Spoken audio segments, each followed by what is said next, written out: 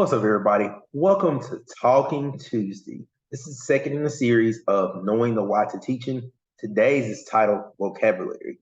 So, this is a key topic we touched on phonics last week, but it goes without saying that kids need to know what words mean. So, one of the things I kind of want to lead with is talking about the effect size. Excuse me, I got a little bit of a cold, but vocabulary has a 0.62 effect size, which means if they have a 0.40, that means, according to John Hattie, that means there's a 1 year's growth that could be done by it. So 0.62 shows you can have a lot of growth just by incorporating vocabulary into your instruction. Now, a friend of mine, Nathaniel Hansford or Nate Joseph, he has a website, Pedagogy Non Grata, and he has a lot of really good research on vocabulary and how it's important. Now, it's very important at the early stages, especially in the early ages, and I saw on his website is very good for at-risk learners. So obviously, at-risk learners need to know what words mean. And I've seen that even in interventions, as kids' vocabulary goes up, you'll start seeing that they'll start understanding what text means. So it's very important that you know this. Now, a lot of the stuff I've been touching on is just SOR and balanced literacy, mindset when it comes to, teaching these different components. But of course, balanced literacy, they think that you should somewhat teach it incidentally. One of the things with SR, they feel everything should be explicit, but the research shows it should be combined. Explicit is still better, but if they're combined, is a higher effect size. But that's something people got to think about. So that means like pre-teaching the word and then explicitly pre-teaching the word and then them incidentally learning it in vocabulary and teaching it to them and things like that. Now, one of the things I want to touch on a lot of times, obviously, when it comes to vocabulary and a lot of these components, let's say our ESL learners are the ones who kind of get preference when it comes to that. Like you got to build their vocabulary. Sometimes they don't have the words at home, the academic language. But speaking organically as an African American, I feel like, and this some may be considered somewhat controversial, maybe not, but I feel like our kids a lot of times deserve that instruction as well, but they don't get it. A lot of them have impacted learning. I live here in Houston, Texas. There are a lot of kids with certain environments they've never left where they're from.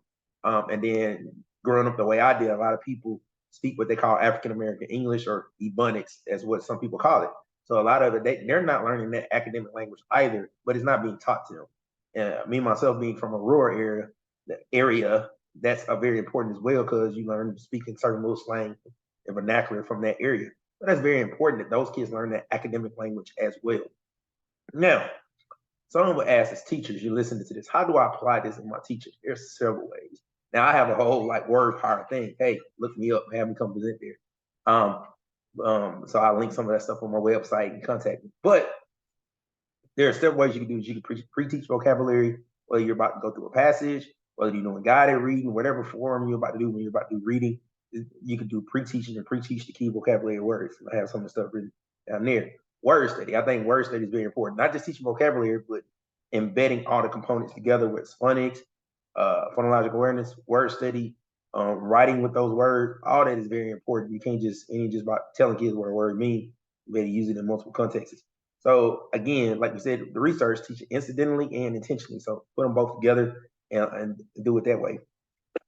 So all this is very important as far as doing the vocabulary instruction. And you'll see once you start doing that, kids' reading levels will go up because when I implemented my word power system and my kids showed 2.4 years growth, they showed a lot of growth in reading as well. So it's very important. It's not the only component, but it's a very big component. So one of the things I definitely want to touch on as well, I think when people think about vocabulary, they think just certain content words and learning words within the text.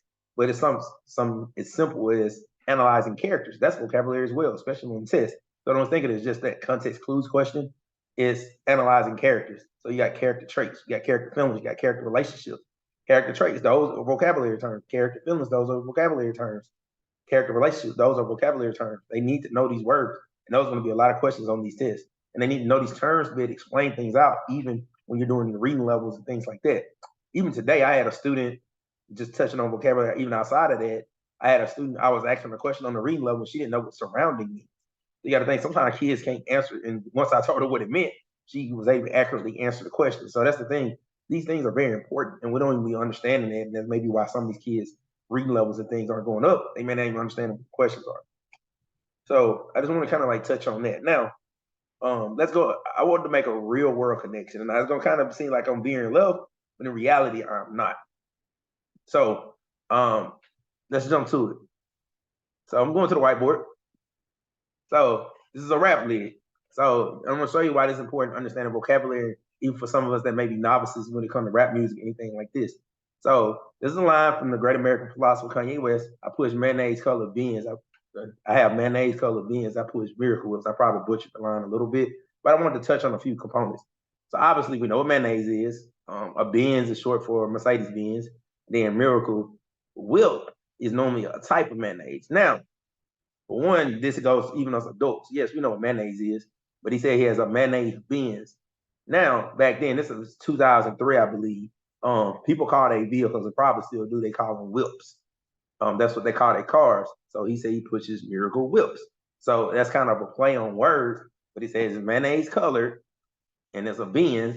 So he got Miracle. He got Miracle Whips. That's a great play on words, but also you have to understand what all that vocabulary means, whether it's the African American English or it's the technical term for these things. So even you as an adult, I'm sure some of y'all like, man, what is this? But at the same time, you got to think about it for our kids. They had to learn a lot of colloquialisms and different things like that. They had to know what these words mean in multiple contexts. So there's even a video I have on social media for TikTok where my students are using the word chill.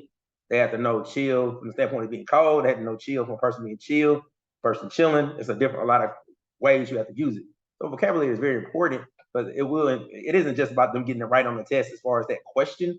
It's about when they're reading and knowing what these words mean, and they can determine understanding from what they're reading, especially with info text.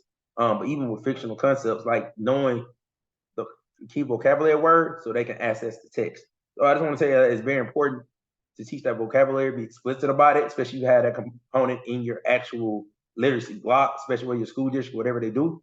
Like I said, I have a word power system, look me up, ask me to come present phenomenal word power. But at the same time, make sure that you're teaching this and make sure these kids have access to the words that they need to be able to understand what you're teaching them.